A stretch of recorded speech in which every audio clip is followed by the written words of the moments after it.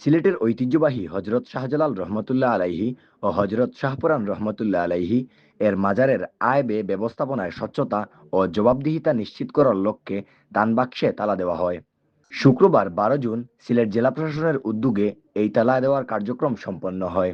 জানা যায় হজরত শাহজালাল রহমতুল্লাহ আলাইহি ও হজরত শাহপুরান রহমতুল্লাহ আলাইহি মাজার সিলেটের ধর্মীয়, ঐতিহাসিক ও সাংস্কৃতিক ঐতিহ্যের প্রতীক। সিলেটের নামের সঙ্গে জড়িয়ে রয়েছে হজরত শাহজালাল ও হজরত শাহপুরান রহমতুল্লাহ আলাইহি এর নাম।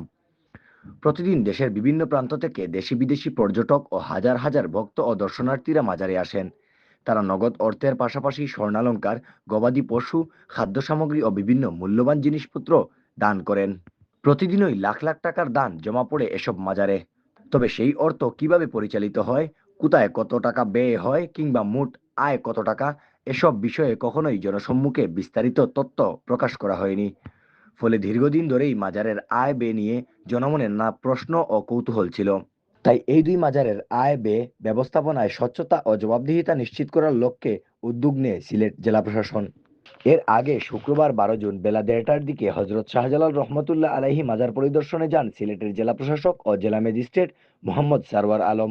এ সময় তিনি সাংবাদিকদের প্রশ্নের জবাবে বলেন, সিলেটের দুটি বড় ঐতিহাসিক প্রতিষ্ঠান হজরত শাহজালাল ও হজরত শাহপুরান রহমতুল্লাহ আলাইহির মাজার। আমরা এই দুই মাজারকে কেন্দ্র করে কাজ করছি। আমাদের লক্ষ্য হলো এই দুটি প্রতিষ্ঠানকে একটি সুশৃঙ্খল কাঠামোর আওতায় এনে স্বচ্ছতা ও জবাবদিহিতা নিশ্চিত করা। এরপর ধাপে ধাপে অন্যান্য মাজারের বিষয়েও প্রয়োজনীয় পদক্ষেপ নেওয়া হবে। বর্তমানে আমরা এই দুটি গুরুত্বপূর্ণ মাজারের ব্যবস্থাপনা, কার্যক্রম এবং সার্বিক পরিবেশকে একটি নির্দিষ্ট মানদণ্ডের মধ্যে আনার চেষ্টা করছি।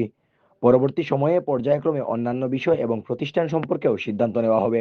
মাজার পরিচালনার সঙ্গে সংশ্লিষ্ট ব্যক্তিদের পাশাপাশি প্রশাসনের প্রতিনিধিদের ব্যবস্থাপনার সঙ্গে যুক্ত করার সিদ্ধান্ত নেওয়া হয়েছে বলে উল্লেখ করে তিনি আরো বলেন, ইতোমধ্যে আমরা সিদ্ধান্ত নিয়েছি যে মাজার পরিচালনার সঙ্গে সঙ্গে সংশ্লিষ্ট ব্যক্তিদের পাশাপাশি প্রশাসনের প্রতিনিধিরাও ব্যবস্থাপনার সঙ্গে যুক্ত থাকবেন।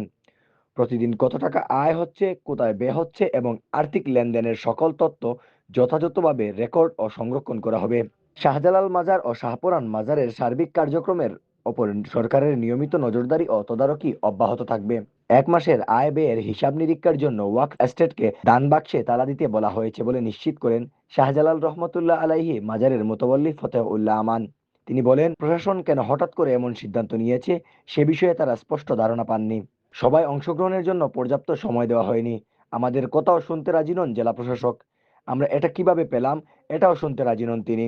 আমাদের একটা কোর্টের রায়ও আছে, একটা মামলা চলমান আছে, কিন্তু তিনি আমাদেরকে কথা বলার সুযোগ দেননি। আমরা অসহায় হয়ে বসে আছি।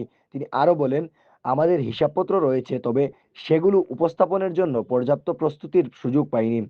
তাই কিছু বিষয়ে অসঙ্গতি বা অসম্পূর্ণতা থাকতে পারে। তবে আয় ব্যয় ব্যবস্থাপনা নিয়ে এখনো কোনো চূড়ান্ত সিদ্ধান্ত হয়নি।